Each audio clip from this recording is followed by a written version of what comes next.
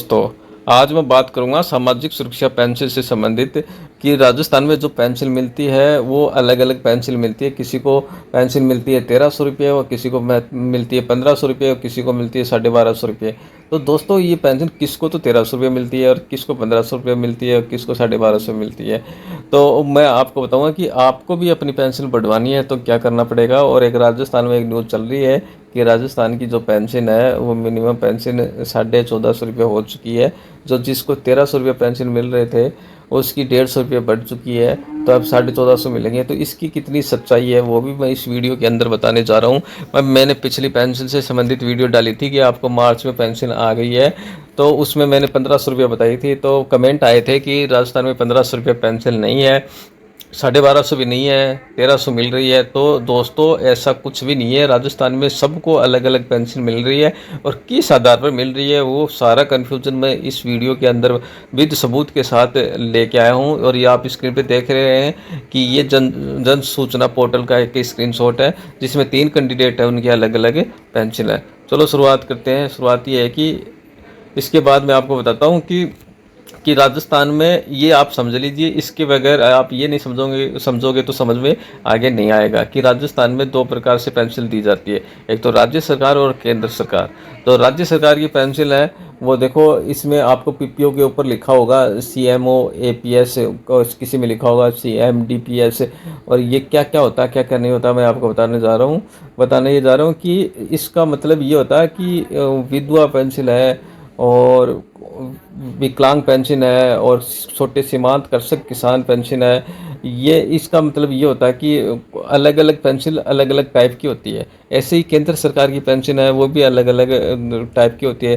जैसे Indira Gandhi old pension है, Indira Gandhi window pension है, इंदिरा गांधी डिसेबल पेंशन है। ये सब की अलग अलग टाइप की पेंशन होती है। चलो अब मैं आगे आपको बताने जा रहा हूँ कि 1500 पेंशन किसको मिलती है राजस्थान के अंदर।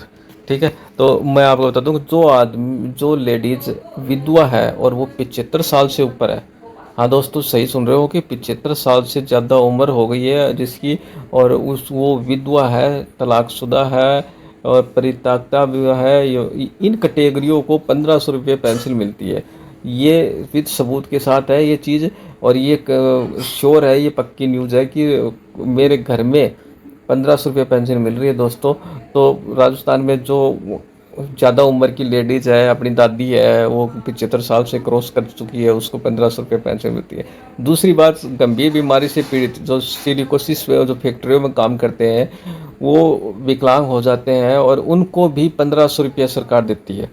1500 रुपये किसको मिलते हैं ये आपको समझ में आ गया होगा। एक तो जो बड़ी उम्र की लेडीज है उसको मिलते हैं, और एक जो फैक्ट्रियों में काम करते हैं जो विकलांग हो जाते हैं और जिसको सिलिकोसिस बीमारी होती है, वो बीमारी हो जाती है, उसको 1500 रुपये मिलते हैं।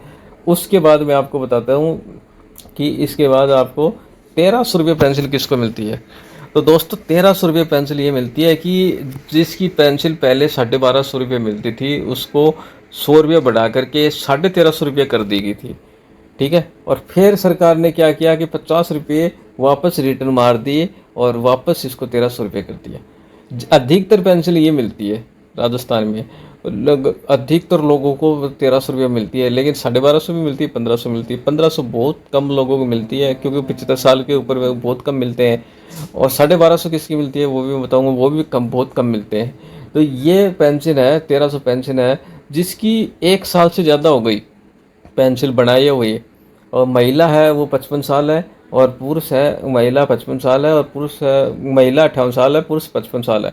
और जिसकी पेंशन लगातार 1 साल हो गई जिसको लेते हुए, उसको पेंशन मिलती है 1300 रुपये।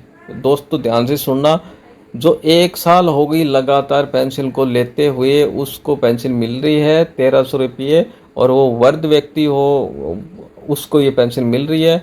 और जो 40% से अधिक विकलांग है और उसको भी 1300 रुपये पेंशन मिल रही है। शर्त ये है कि 1 साल से ज़्यादा कंटिन्यू पेंशन लेने वाला होना चाहिए। अगर 1 साल से कम पेंशन बनी है अभी तक तो उसको 1300 रुपये नहीं मिल रहे, उसको 1250 ही मिल रहे हैं, नहीं उसको 1500 मिल रहे हैं, उसको 1250 ही मिल रहे हैं। 1300 रुपये उसी को मिलेगी जो 1 साल कंटिन्यू पेंशन लेते हुए हो गए।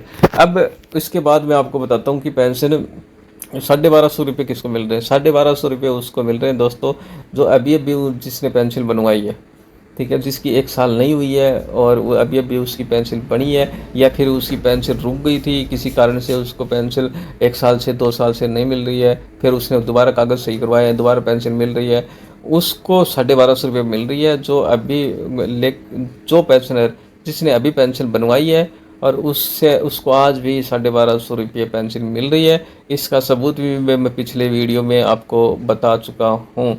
तो दोस्तों आपको मैंने बता दिया 1500 किसकी मिलती है, 75 साल से ऊपर के लेडीज़ होती है, विधवा पेंशन है, उसको 1500 मिलती है। और जो फैक्ट्री में काम करते हैं उसको 1500 मिलती है। 1300 किसको मिलती है? जो 1 साल से कंटिन्यू, जो वृद्ध व्यक्ति है या विकलांग व्यक्ति है जो कंटिन्यू पेंशन लेता है, उसको 1300 मिल रहे हैं। ₹1250 किसको मिलते हैं? 1250 उसको मिलते हैं जो 1 साल अभी नहीं हुई है, नई नई पेंशन बनाई है, या पहले पेंशन रुकी हुई थी 2-3 साल से, उसने कागज सही करवाया, दोबारा चालू करवाई है, उनका इंक्रीमेंट नहीं लगा हुआ है, या तो उसको 1250 मिलेगी, या फिर नई पेंशन बनी है उसको ₹1250 मिलेगी। 1 साल होते हुए ये भी 1300 हो जाएगी। उसके बाद मैं आपको बताता हूँ कि इसके आगे किसको 14,500 मिल रही है। तो दोस्तों उससे पहले मैं ये बताता हूँ, ये मेरे स्क्रीन पे है, ये ऑफिशियल चीज़ है कि ऑफिशियल इसमें लिखा हुआ है कि जो मिनिमम पेंशन है वो ₹1300 कर देगी है। किसी को भी पेंशन मिलेगी वो ₹1300 पेंशन मिलेगी, लेकिन आज भी ₹1250 पेंशन मिल रही है, क्योंकि वो 1 साल की कैटेगरी में नहीं आए। तो इसमें जो क्राइटेरिया की पात्रता क्या होनी चाहिए, और वार्षिक सत्यापन कब करवाना चाहिए, और कितनी उसकी वार्षिक आय होनी चाहिए, और मिनिमम वे कितना है, वित्तीय लाभ कितना है, ₹1300 है।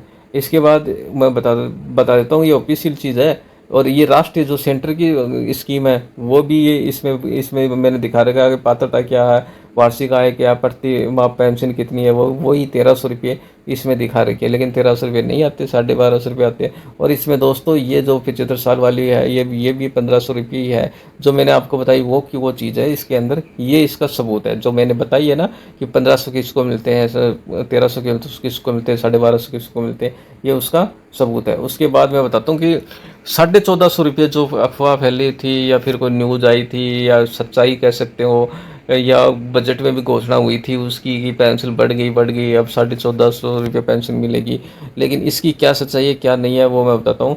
दोस्तों मैंने सभी जगह ट्राई कर लिया, ठीक है, ऑनलाइन सभी साइटों पे देख लिया, राज एसएसपी पे देख लिया, सारा सब कुछ देख लिया, ठीक है, लेकिन अभी तक किसी को भी ₹1450 पेंशन नहीं मिली है।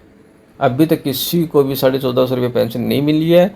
तो दोस्तों जब भी आपको अगर पेंशन बढ़ेगी, कोई भी न्यूज़ आएगी, और आपको कैसे अपनी पेंशन बढ़वानी है, और क्या क्या करना पड़ेगा, और कहाँ पे जाना पड़ेगा, वो सारी सब कुछ मैं मेरे चैनल पे बताऊंगा। लेकिन अभी आप धैर्य बनाए रखें कि सरकार कब जा कर के इसको ऑफिशियल नोटिफिकेशन निकालेगी। अभी उसकी घोषणा हुई है, सारा सब कुछ हो गया, लेकिन साइट पर इसको अमल नहीं किया गया, और नई धरातल पर ₹1450 किसी को दिया गया है। आप गुमराह होने की कोई ज़रूरत नहीं है कि मेरे उस वीडियो देख करके कि उसको ₹1450 मिल गए, मेरे को तो 1250 मिले हैं, मेरे को ₹1300 मिले हैं। तो ऐसे घबराने की कोई ज़रूरत नहीं है, क्योंकि जो मैंने चीज़ बताई है वही फाइनल है, क्योंकि 1200 भी मिल रही है 1 साल तक, अभी ये नई पेंशन बनी है तो, और बाकियों को 1300 मिल रही है, जो 75 से ऊपर है अभी उसको 1500 मिल रही है, लेकिन ₹1450 किसी को नहीं मिली। मार्च की पेंशन की हालत है ये, जो मार्च का जो स्टेटमेंट है उसको, उन सभी स्टेटमेंट को देख करके ये मैंने इन्फॉर्मेशन दी है।